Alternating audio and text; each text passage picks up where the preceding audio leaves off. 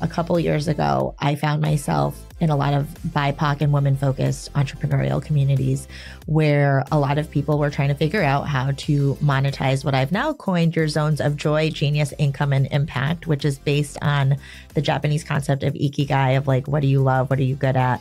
What can you be paid for? And what does the world need? So really, ideally, your business is at the intersection of all four of those things. Right. And so I used to just help people figure out for free on their posts and the comments on coffee chats, how they could kind of come up with their signature framework and to monetize it. And eventually I was like, oh, I think I could charge for this because people don't know. And I, at first, was very confused. Like, this is your zone of genius. Why is it so hard for you to come up with it? But I actually had an aha moment with a client where I was like, oh, actually, the more you're in your zone of genius, which is just how your brain naturally thinks, it's more challenging to then step back and codify that for somebody who doesn't have your brain.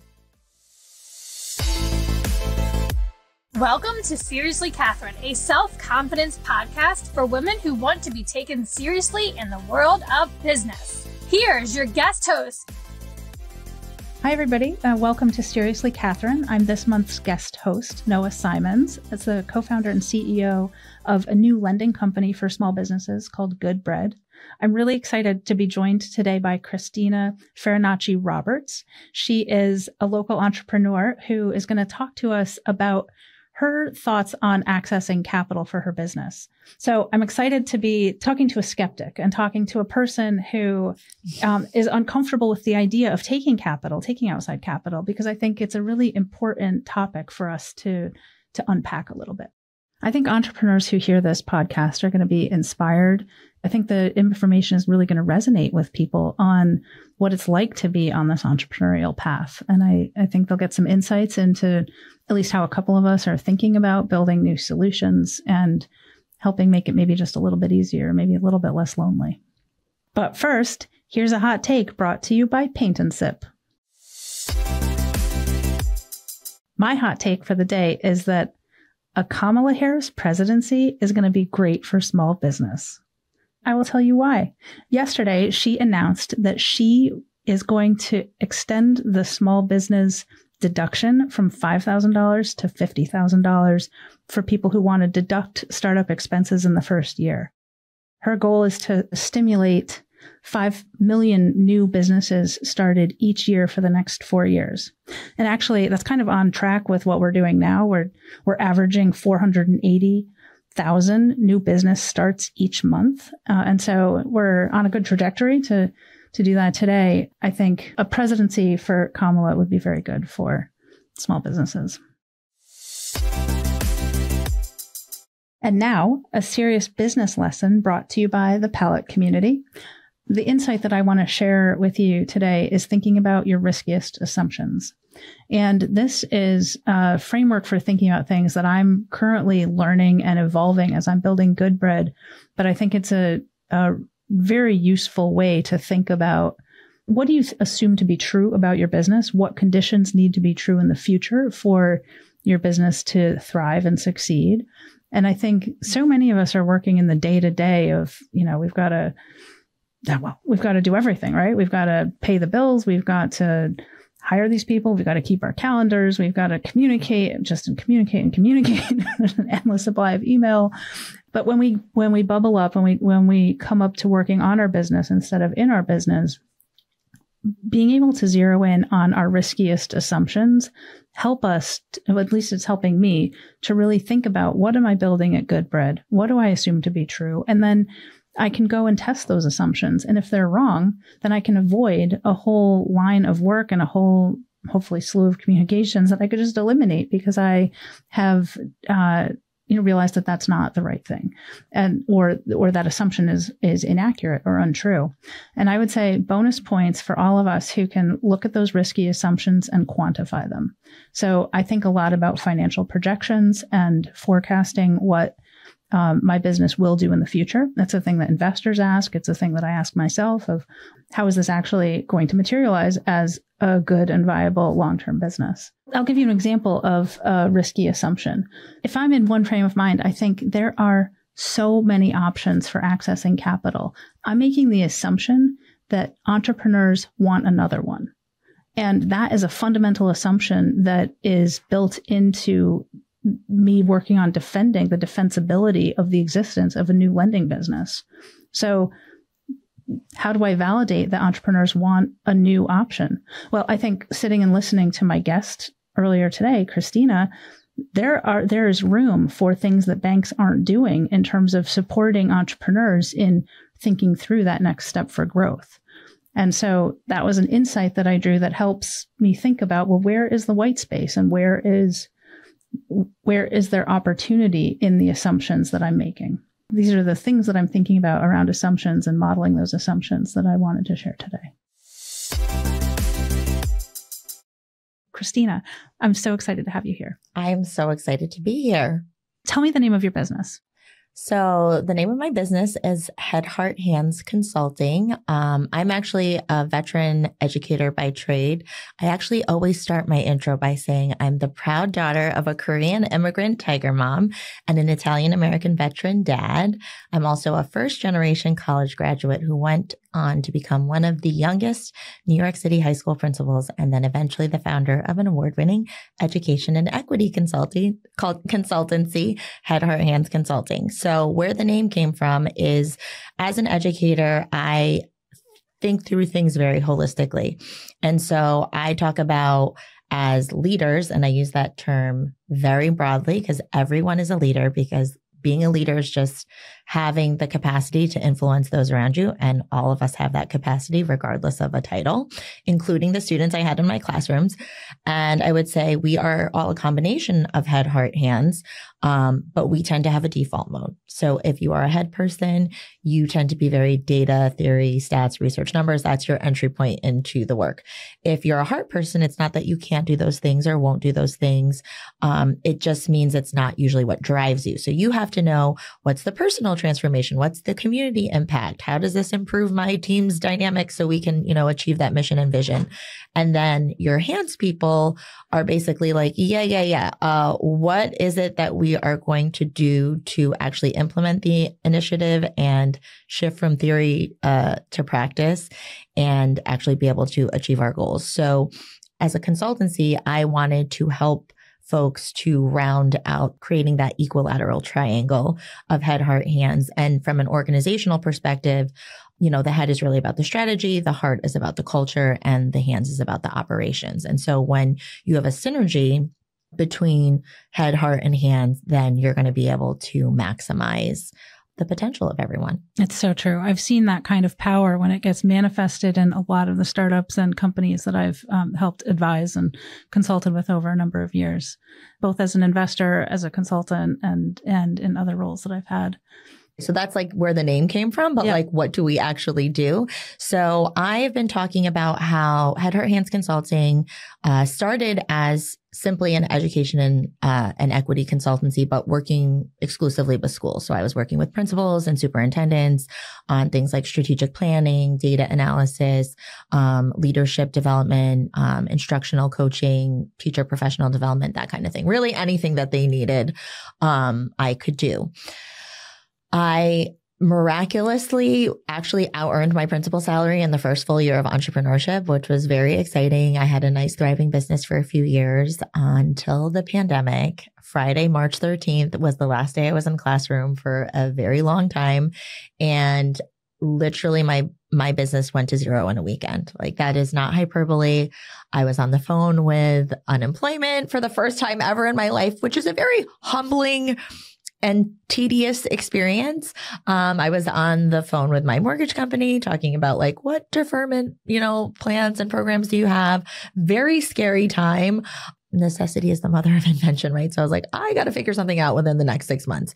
I wound up partnering with my best friend since second grade, who is a former corporate health and wellness executive. Years before I had asked her, I was like, hey, we should do a podcast together. And she was like, absolutely not. And so this time around, she actually brought it up because she had just started her business in January of 2020. And it was based on live in-person events. Yeah. So that was going nowhere fast in March.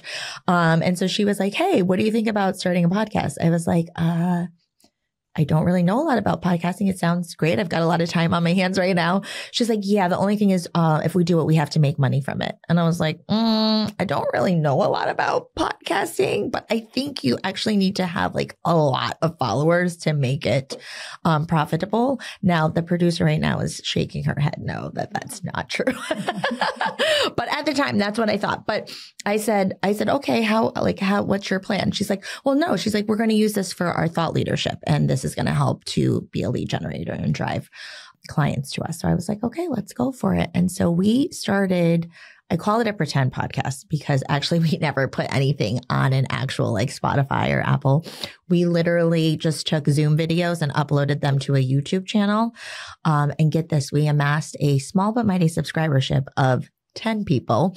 But one of those people was the global head of people for a global legal services company who wanted some wellness work and some diversity, equity, and inclusion work, and asked if we would partner to pitch something to her firm. And that's what we did. And we got a $40K contract. And that also turned into a multi-year licensing deal because the workshop that we did, they loved so much. They wanted to embed into their onboarding process. And so we very intentionally built that business thinking through the lens of intellectual capital versus human capital, because our ultimate goal is to scale through that, right? Like the ability to create things that are our IP that we can eventually license out or create a certification model or do an agency model. So it's like right now, as we've been building, we are the people who deliver, but we don't always have to be the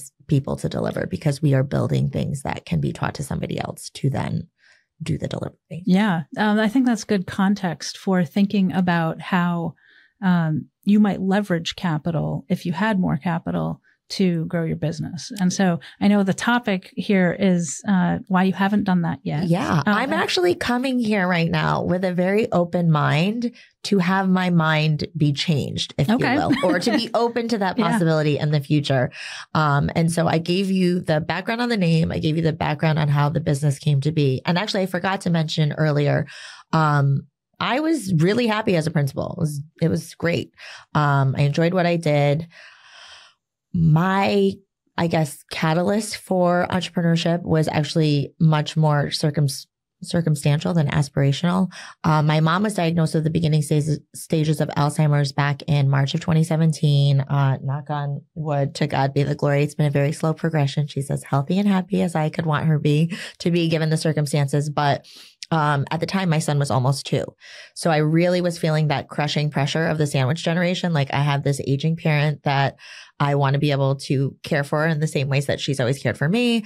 I have this small child who is never going to be this small ever again. And so I'd been hustling and grinding as a principal for 10 years. I had a lot of, I'd advanced through the leadership ranks pretty quickly. And I never necessarily had aspirations to go any higher because I really wanted to stay at the like local level of like being around students.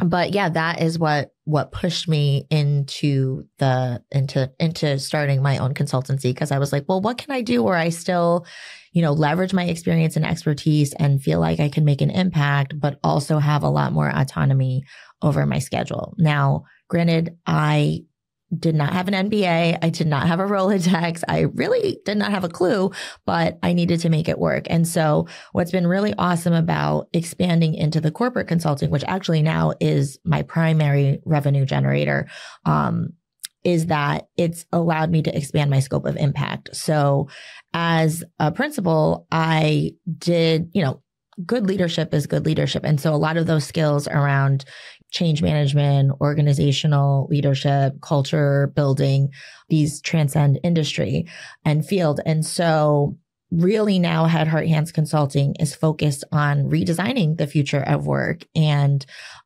transforming work into a labor of love and workplaces into communities of care and workforces into guilds of glory to drive, greater results and retention and revenue. And so I'm excited that I get to continue to do this work. And then also randomly, a couple years ago, I found myself in a lot of BIPOC and women-focused entrepreneurial communities where a lot of people were trying to figure out how to monetize what I've now coined your zones of joy, genius, income, and impact, which is based on the Japanese concept of ikigai, of like, what do you love? What are you good at? What can you be paid for? And what does the world need? So really, ideally, your business is at the intersection of all four of those things. Right. And so I used to just help people figure out for free on their posts in the comments on coffee chats, how they could kind of come up with their signature framework and to monetize it. And eventually I was like, oh, I think I could charge for this because people don't know. And I at first was very confused. Like, this is your zone of genius. Why is it so hard for you to come up with it? But I actually had an aha moment with a client where I was like, oh, actually, the more you're in your zone of genius, which is just how your brain naturally thinks, it's more challenging to then step back and codify that for somebody who doesn't have your brain. And so that is another business that has grown organically because I don't do funnels. I think the only funnel I want to be involved with is funnel cake that has like powdered sugar on it.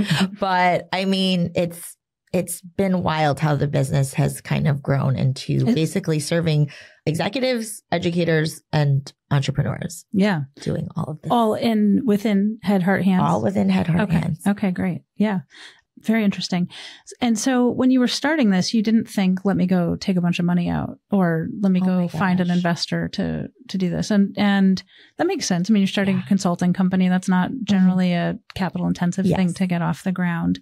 Have there been, over the last 8 or 9 years that you've been doing this, opportunities for you to invest in the business that you maybe didn't take because you were capital constrained? Oh my gosh. As somebody who is focused on building my IP, I will say that I have been very late to the game. Like, I just recently did the formal trademarking for different things. And there's a ton left over that I could still be trademarking right now. I think things like a website. I built my first, 6-figure generating business was completely through word of mouth. I didn't need to have a website to like credentialize me, if you will. When I expanded into the corporate consulting and my best friend and I partnered, we bought a website for $97. So we were in this BIPOC, female focused virtual entrepreneurial community. And there was a woman who was a website, builder who had her W-2 job, but was starting to try to build out this thing. And she was like, I'm doing this special. And to this day, I'm so regretful that I didn't buy two, like buy one for Head, Heart, Hands, and then also buy one for Wide Dynamic Dialogues, because this $97 website has brought in many, many, thousands of dollars, hundreds of thousands of dollars. And so, yeah, I just recently paid somebody to do my Head, Heart, Hands consulting website, which I have like the digital version of it, but I haven't like done it live. Right now I have this like pseudo website that like you can go to headhearthandsconsulting.com and then it takes you to this other thing called like Sociotap. And I explained that Sociotap is basically if Linktree and Wix had a baby, that's what it is. It kind of is its own platform that you're almost like borrowing off of, but it makes it very simple. And I'm like the most technologically challenged person on the planet. So things like that, I haven't invested in, or like I've done certain things with branding and marketing, but not as far as I could. We did a while back invest to relaunch the podcast. Well, our pretend podcast as a real podcast.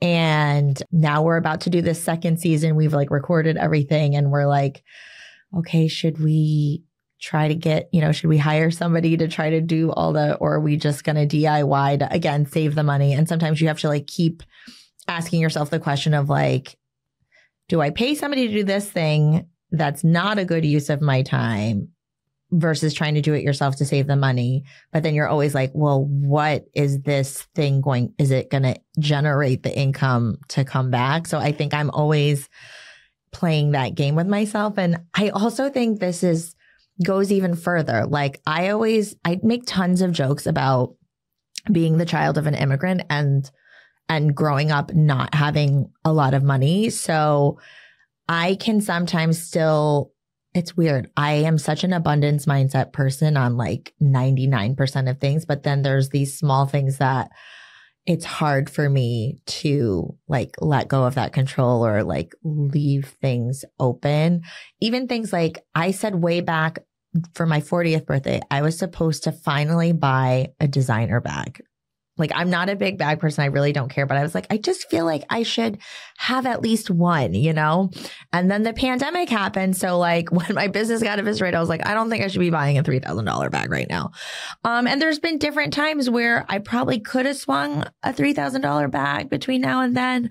But I have this like utilitarian spirit that's like, but what could I do with that $3,000? Like, could we go on a vacation? Then I feel bad that like I take away from some. And again, so I think there have definitely been times where I could have used some extra capital, but just didn't want to get a loan. My mentality is, what do I need to sell to be able to get that thing? Mm-hmm. So I almost try to use my fiscal need as the fuel to generate revenue, which isn't necessarily a bad thing, but also maybe I could have less stress. Different stress. I mean, there are a million, right? There are a lot of different ways to think about things. And I don't know if we'll circle back, but I want to just mention two sort of themes that I heard you talk about that I think are universal. Yeah. So there's the DIY piece of it that I think we're used to doing it ourselves. That's something that entrepreneurs do. Yeah. And why would we pay someone to do something we could do ourselves? I think this is a trap, right? Yeah. Like this is a trap that everybody has. And I'm not thinking about the second theme right now, but there was another one in there that it'll come back. I'm sure. Yeah. But I thought that was really just interesting for you to highlight that as maybe a barrier to investing or thinking about investing in your business in different and creative ways. Yeah.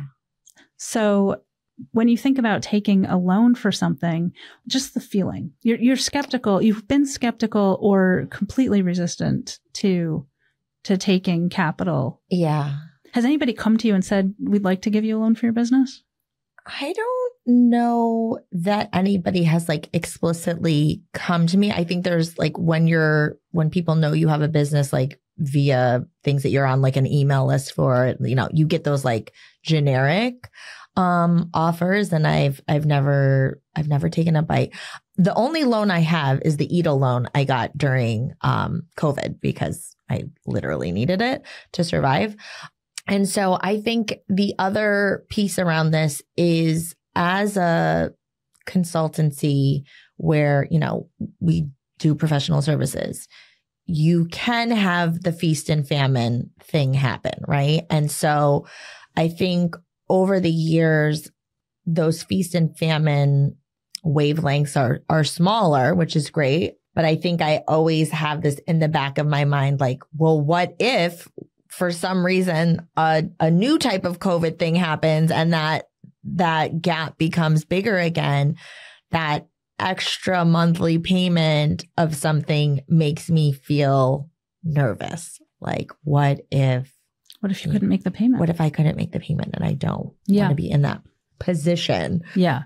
So it might be, I don't want to call it an irrational fear, but I think there's healthy fear. But then also are you worried about something that's likely to happen, or are you worried about something that could happen, which is, you know, right. Is this probable, is this a 0.1% or is this a 20% or 90% likely situation? And I think the thought beyond that from my perspective is, and then what do you do, right? If you have student loans, for example, from going to college, maybe you're going to negotiate some sort of a repayment, a change in how you're repaying your loan. And it's funny that you mentioned student loans, because I was a teacher originally, and most of my loans were forgiven from the work that I did.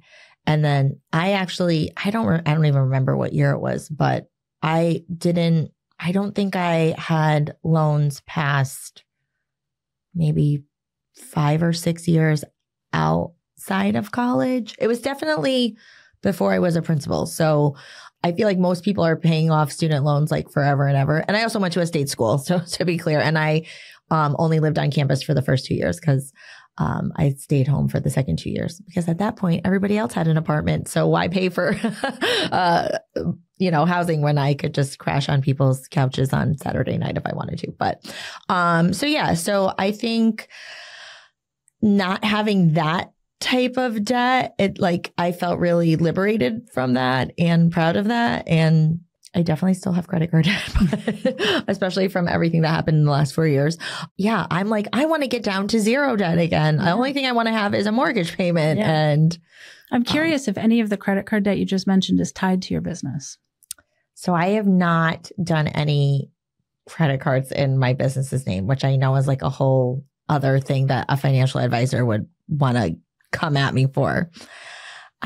Yes, I've got a lot of issues. Well, this was more the question of, have you put expenses for your business on your personal credit cards?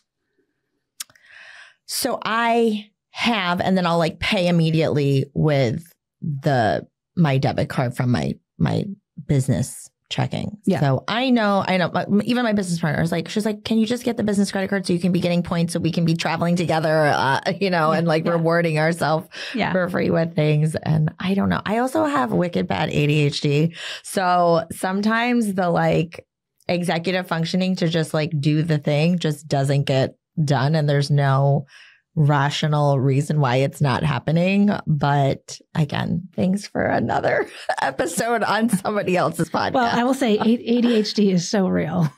And I forgot to add a very important factor here. I am the primary breadwinner in my family. So my husband, he works for a local municipality. He's got amazing health benefits. The health insurance we have was even better than when I worked at a school, and schools usually have really great health benefits. Actually, my dad worked for New York State for basically his whole career, and the town of Colony has better health insurance than New York State. Just wow. saying. Wow. So that's great. And he'll have a pension. His salary leaves much to be desired. So when we got married and when we bought our home, our expenses are not really tied as much to his income. I mean, obviously he is contributing, but it's not at the same scale or the same proportion. And so when I left the principalship, I did not have failure as an option. I was like, this business has to grow and it has to grow pretty fast. And again, thanks be to God, it did grow. So when it comes to things like the loans or, when I think about those fears, because sometimes I'll hear people say, well, your husband works. So, you're I'm like, girl, do not even come at me with that nonsense right now, because his salary right now is neither here nor there, mostly way the hell over there. So, it just adds an extra layer of mental. What do you think? What's the worst case scenario if you didn't make a loan payment? So here's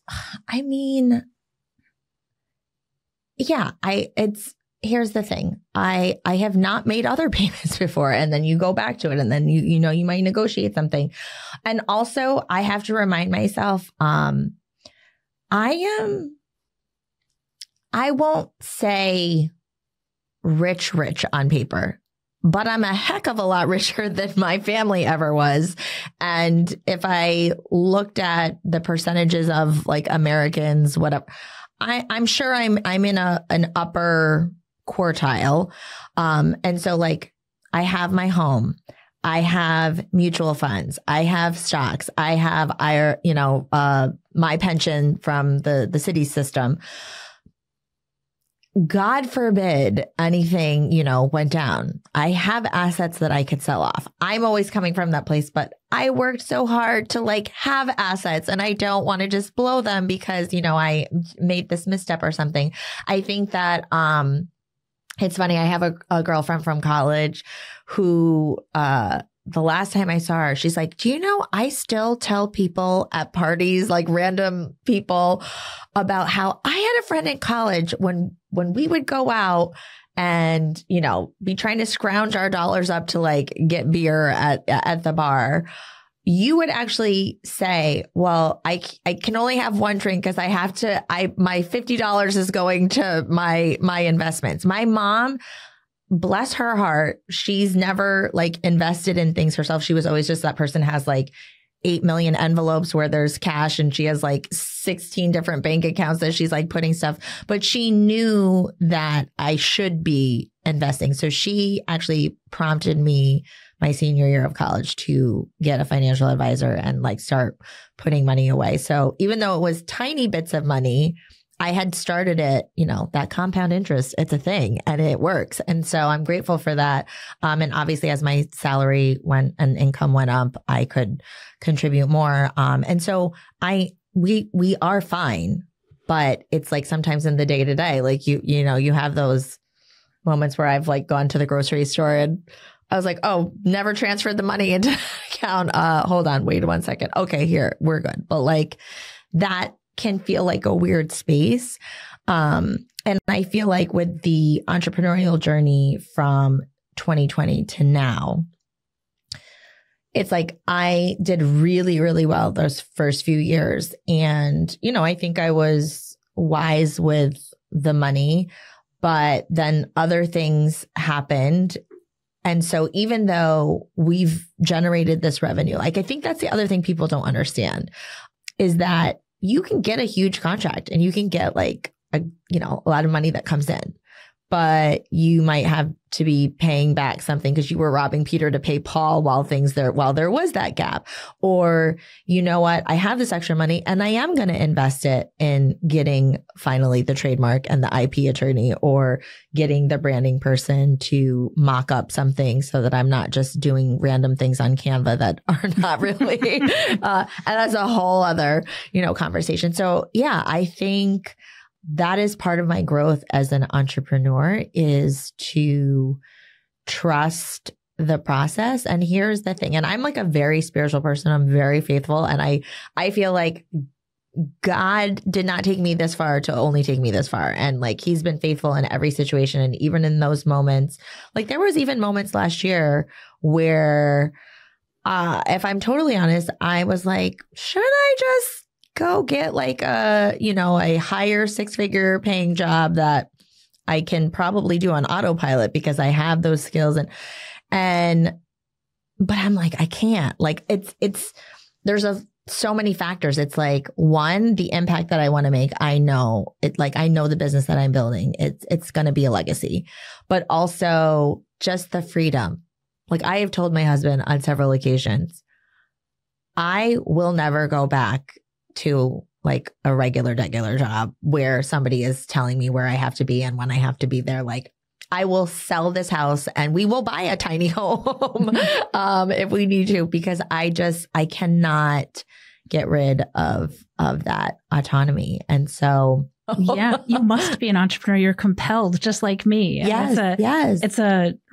It's such a blessing and a curse, right? Yes. Oh my to gosh. be compelled. And everything you just said, from the grocery store line to the freedom and flexibility to the robbing Peter to pay Paul, like all of that, I could tell you my own stories about. And so I believe that these are universal things for definitely, maybe especially for people who grew up with not a lot of money in our families, but rich in many other things. Absolutely. Right? Like rich in love. Yeah. Yes. Mostly that. I know. I'm like, that's really all they could afford to give me was love. A lot of love. But also that's everything, right? 100%. Yeah. That's and everything. I actually get nervous sometimes. I talk to my husband about this all the time because we both grew up from very humble beginnings. And I feel like when you grow up in humble beginnings, there's like two directions you can move in. One is that you want to give your kids everything that you didn't have and be almost like super indulgent. And then the other spectrum is like, no, me having nothing is what made me work so hard. And so I'm not going to give you everything, honey boo boo. And so my husband's over here, I'm over here. And I get nervous that are our kids not going to have as much of a drive to like do more and be more because they've lived a pretty comfortable life. Pretty cushy over there in middle class land. Exactly. Yeah. I am constantly telling my son, like, you do not even realize how blessed you are. I can't wait till I can start doing more things with him where, we've done like some volunteer work and stuff, but I want to do some broader volunteer work with him. I did a lot more exposure, right? To like how other people live in this world. Yes. I completely appreciate that. But getting back to thinking about money and thinking about your business, what are the opportunities? Like, what sorts of opportunities do you see for growth? And when you think about what kind of money it would take to go from where you are to the next level, what does leveling up look like? So for me, I'm always thinking about scaling and how can I scale? And like I said, I've talked a lot about like trying to create that intellectual capital and leverage that over the human capital.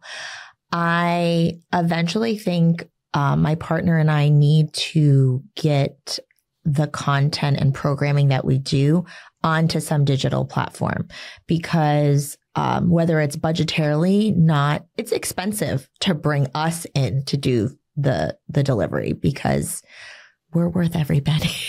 Our time is valuable. And so, but there's a lot of what we do that, like if I facilitate a workshop in person, we theoretically could facilitate that same workshop on just like using it more of like as a classroom module, workshop module where it could be uploaded to some organization's, internal learning platform.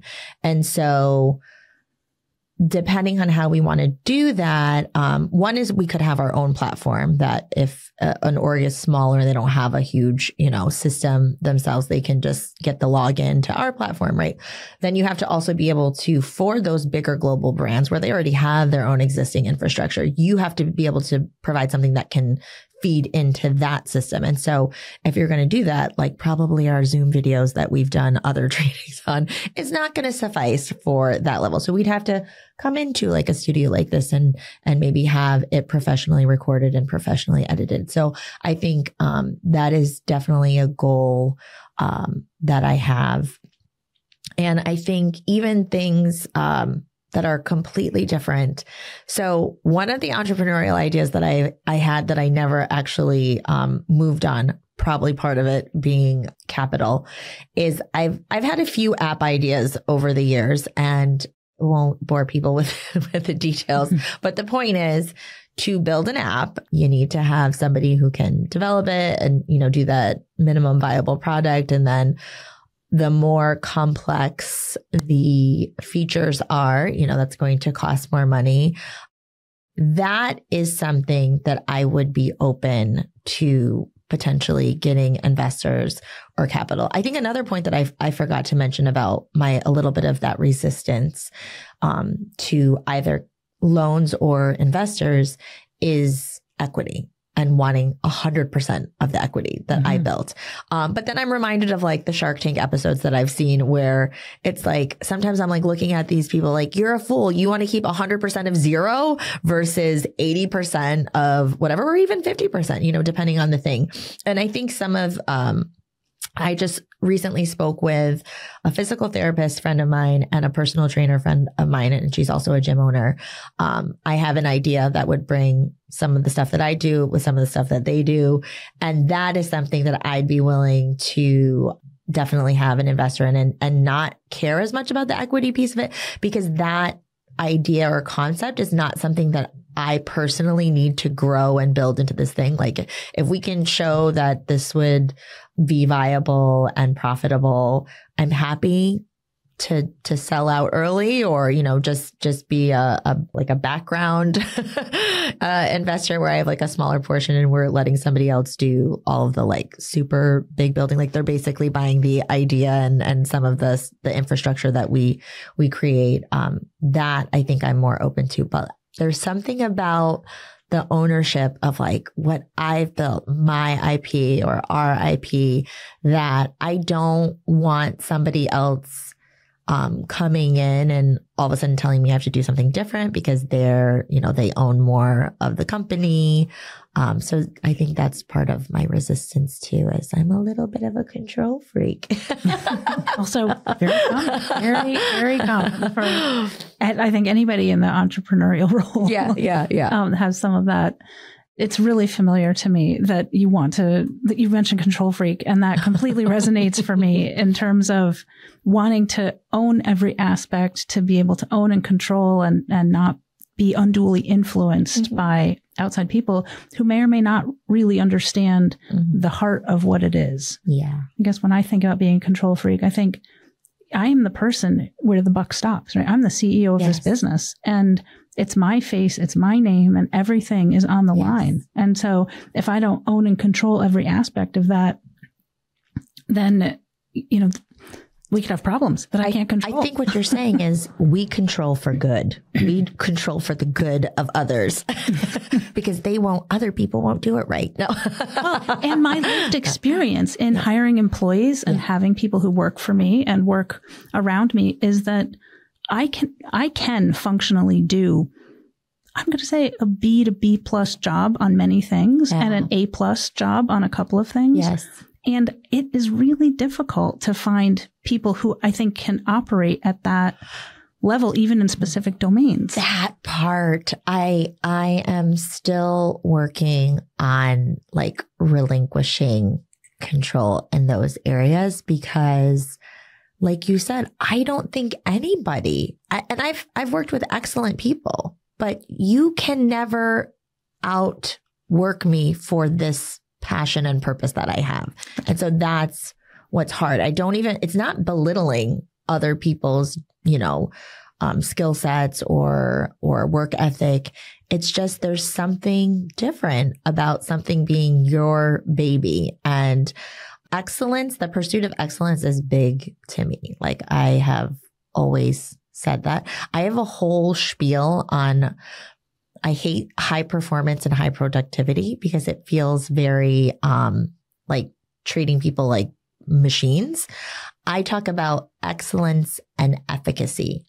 So if you pursue excellence, that means you're always trying to do your best and give 100%. But that accounts for our humanity, which is that some days I only have 3 out of 10 to give. But if I give 3 out of 3, I consider that excellent because I'm giving 100%. And so if you are consistently pursuing excellence, even on those, those days that you have that are off, the good days are outnumbered. And so overall, you are going to be a high performer, quote unquote, right? Yep. And with efficacy, it's about making sure you're creating the conditions that allow people to be excellent, right? To make doing the job easier because you have those supports and resources in place. And when you have high efficacy, the natural outcome of that is high productivity, right? And so I just listening to you talk, and I can totally see and hear how you would coach and consult with companies. And I heard what you said before, and I wonder if you can drink your own medicine. I'm just curious. Say more about that. Yeah. I'm curious if you are, advising and consulting and helping build frameworks for teams to work together. But then you've talked about not being able to relinquish control for things like Canva, just for an example. I mean, church isn't until Sunday, and you just giving me a sermon today. I like it. Okay, God, I hear you. I see you. Yes. I think that, and I'm not meaning to come across. Maybe it's a didactic question of a no. But how do you rectify, or is there a rectification to be made there, or is this an opportunity for this next coming year of growth for you? I'm going to name it and claim it this year. My partner and I said, this is going to be our $1 million year. Now, it is September, and I just want to be very clear that we're not technically close to $1 million, but we got a whole quarter left. and the rest of this quarter. And we have some things in play. And, it's not actually whether we hit that number this year or not, but there is a momentum happening. And I keep saying, like, I want X thing to happen before I do Y.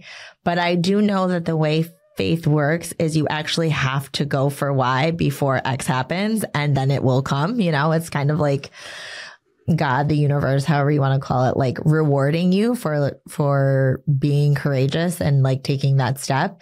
And so I suspect that if you and I have a podcast moment again in 2025, I think I will maybe be singing some different tunes or, coming back and saying, you know what? I did that thing. You pushed me here. You gave me this question, or I learned this insight and I applied it. And like I said, I came here to be converted, I know that you mentioned like to level up.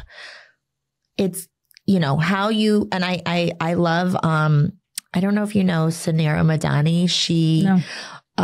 She is a unicorn. She built a $1 billion fintech company with her brother called Stacks, and they're like a financial processor. And then they sold it, and she's now building this other fintech company. I think it's called Worth or Worthy, but it's designed to help small businesses be able to show credit worthiness in maybe different ways than have historically been calculated.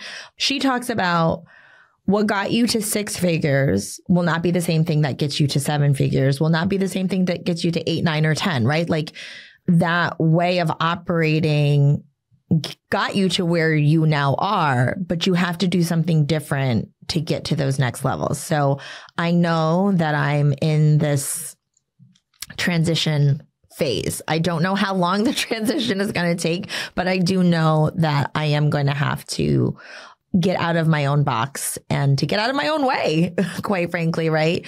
And so I'm open and excited. Knowing is half the battle. Absolutely. Absolutely. Yeah. And this is a whole nother train of thought we could go down, because I've got my own experience of having just committed myself to this kind of change and transformation that needs to happen and put some tools in place actively right now. My focus is on radical delegation. Oh, that is such a beautiful phrase. Well, I didn't invent it. It came from another consulting company called Mind Maven that I've just recently started working with, a lovely woman named Shalise. So just a quick shout out to Shalise. We're just in the early stages, but I have a high degree of confidence that the work we're doing is going to yield really incredible results. You've been asking me a lot of questions, but now I got a question for you, because you got my wheels turning. Yeah. How would your company, Good Bread, get me or other people like me who don't traditionally see themselves as, taking out these loans because we're a professional services consultancy? How would you help me scale to $1 million? Well, I think that's a great question. And I think I would start with understanding, where are you today? So what have you built so far? And what is the opportunity that you see that gets you there that is beyond more hours from you? What's the strategy? And then what's the plan? And what is the funding that's required to get you there? And does external funding play a role? Now, whether it's debt or equity depends on what it is that you're building and how much it is that you need, because debt is going to be capped by what your current repayment ability is. So that would sort of cap the loan side of it. Yes. But if you're looking at equity, what's the return for the investor? When are they going to get paid back? How much are they going to get paid back? How are they going to get paid back? To answer that question, I'd ask you a lot of questions. Right. That's fair. That's fair. Yeah. I would love to help you get to $1 million. And what I imagine with Good Bread is that we're going to be talking to people very similar to you who have businesses. They've been in business at least a couple of years. They're not at that $1 million revenue mark yet. They see a line of sight to it. Yeah. And they know that $50,000 investment in some new software or some new tool set or that new, sales and marketing push is is the fuel for the fire that is going to take them from where they are to the next level. Yeah. I mean, I think I have a couple of thoughts. So one is earlier you mentioned, it could be from $5,000 to $100,000. Yeah, that's the range. That's the range. And so, 5,000 doesn't sound so scary, right? So like maybe it's also people like me just taking a small step that's almost like a symbolic step. Like maybe I could generate the money to do the 5,000, but maybe I should just do the loan to prove myself that I can do the loan. And, I have a big smile on my face, and I love hearing this coming from you, because one of the strategies that I'm playing with as I'm launching, my goal is to make 10 loans by the end of 2024. Okay. And it would be great if they're $5,000 loans, because that limits the downside risk on right. my side of things, but gets the wheels turning, gets the product feedback coming in, gets the system operational. And I've been considering the strategy of every initial loan is $5,000 because we're building a relationship. Yeah. And because I want to be your growth partner for a long period of time, rather than having one-off loans. And so if our approach is, you come, you go through we have a character assessment, we have some behavioral gates, we have some financial metrics that we're collecting in our application. But what if, the initial loan that you're going to get is $5,000 and it's going to be for a couple of months, and we're just going to get in the habit of, here's the loan, here's how it works. You've repaid it. You've built that trust. You've built that history with us. We've built that trust with you on the flip side. And it's the beginning of a beautiful friendship. I love that. I also have a follow-up question, which is like, I'm curious, if there are resources that you're providing in terms of like, part of the question for myself might be, maybe I'm not 100% sure what would be the best next step to scale to that level, and making sure that if I take out a loan, I'm taking a loan for the right strategic step to get me that next level up. So I know that probably is not like, when I think of like a traditional bank, the bank is not helping you to make that decision, but it sounds like you might have something a little more holistic in your approach. And I'm just curious if that there's something there, or maybe I just gave you an idea. Well, it is interesting, because what I'm trying to do with Goodbread is build a fully scalable, highly efficient lending business. But I see the magic of what we're building with Goodbread lying in this three-legged stool approach that I think of, where I think of the borrower, the business owner. I think of Goodbread as the commodity, really. Yeah. And the third leg of that are organizations like the Upstate Black Chamber of Commerce and the Palette community. Shout out to Tony Gaddy for connecting us. Yeah, what a great guy. Really appreciate it. Thanks, Tony. Also, we're both members of Upstate of the Chamber of Commerce, so highly recommend that. Absolutely. Yeah. So the Palette community, Catherine Hover's organization, and Tony Gaddy's organization are my two initial pilot partners. Okay. And so I'm also a part of Palette. So look at this. Shout out to Catherine and Marcella. For sure. Amazing people. So much energy and just great stuff here. It makes me wish I've lived closer to Saratoga, but I live down in the Hudson Valley. I was just telling Christine, the producer of this podcast, that if I was here, I'd spend a lot more time with her. Absolutely. She's amazing. Yeah, totally.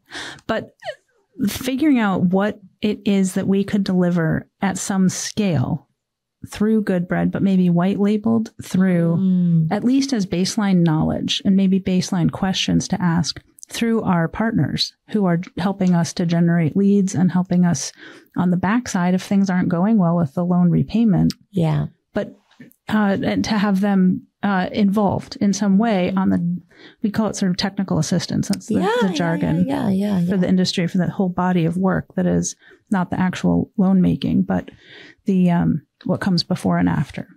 And so what I'm working on is how Goodbread enables that, but it's not a big lift from a human resource capacity side on the Goodbread side. Yeah. Oh, that's so good. I love it. It's going to be amazing.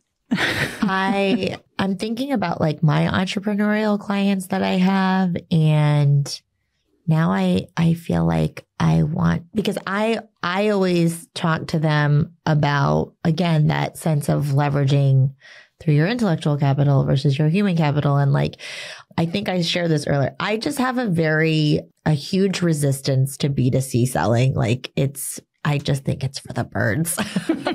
Like almost all of my B2C clients have come from just organic, relationships or communities that I've been in. I mean, like I'll do different little posts on different offers that I have, but I keep trying to figure out like, where can I sell this, like what started as a B2C thing into a B2B like ecosystem? I'm like still trying to figure that piece of it out, because and then that's what I think of. Like I think of, should I be talking, I've talked to some folks from Palette, but like, yeah, it's like Palette or the chambers of commerce, but also like these lending institutions. Cause it's like, if you have entrepreneurs that haven't really codified, their frameworks, and like, is this a way that will help them to be able to pay back those loans faster? Or is this a way for them, to be able to generate more revenue to be able to take out bigger loans? Like I think there's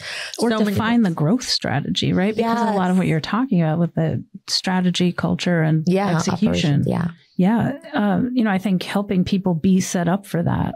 Like, absolutely. Yeah. The question of who pays for it is always the question on my mind, right? Of who pays for that time, and how does that, what is the mechanism for that? Well, and you talked about time, and I think there is a cost to time, right? Like, so you're either paying with fiscal capital or your own sweat equity. And sometimes it's like you have to discern what is worth more, right? Like, so you can say like, well, I don't have the money for this, so I'm just going to have to, work to get there.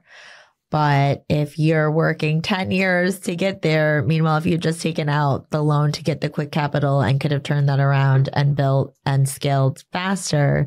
So that's exactly right. And that's exactly the message that I was hoping that would come out of this podcast segment with you, that, you might be working for years and years, just self-funding on your personal credit cards, or just waiting for that next big client, when the addition of capital at the right time can be the step change function that you need to go from a really small business to a small business. Right. And, from 0 employees to 1 employee, or 2 to 3, or whatever where you are. And what I really want people to do is to consider thinking about outside capital as a tool for growth, because if there's a business case to make, you should make the business case, because you're going to grow faster. That's going to reduce the number of business failures. Yeah. It's going to improve the speed, the rate of growth, the momentum that those businesses have. It's going to build more wealth with entrepreneurs and small business owners. And those are my goals. Those are the things those are my highest aspirations for what we could help achieve with Good Bread. Oh my goodness. And can I ask you, what is the story behind the name Good Bread? Well, thank you for asking. I grew up the daughter of an entrepreneur he had both a car service, so I cleaned cars when I was a kid, and a small cafe in Hudson, New York. And it was a breakfast and lunch, open 6 a.m. to 2 p.m. And we get there at 5, and we would set bread every morning. We made homemade bread and sold it for $1.50 a loaf. I love it. And it was good. So it was good bread. And then there's like the double entendre of like bread, get the bread. Yeah. I love it. My English teacher self right now is like, really, my heart is bursting. Oh, thank you. Thank you. It was really fun. I was applying to some, incubator programs to help grow the business. And I actually went and stood in front of the old cafe in Hudson and took a video of myself talking about, this is where it all began. Oh, so, no, definitely it's a nod to my origin story and to what I want to achieve in the world. And I will say, if I thought having a bakery was a good business, I would totally be into it. Yes. But not as scalable as what I'm trying to build. Yes. Unless you're Homeboy Industries. Do you know Homeboy Industries? No. Father Greg. He works with like formerly incarcerated individuals and it's grown into this like, it's gotta be multi-million-dollar. He's created this whole company that does good. I was at a family and friends thing this past weekend. Like we were having a big dinner, and one of the people asked the question, if you had your own church and it was the church of you, what would your sacrament be? Oh, what would your personal Eucharist be? And I was like, what's wrong with bread and wine?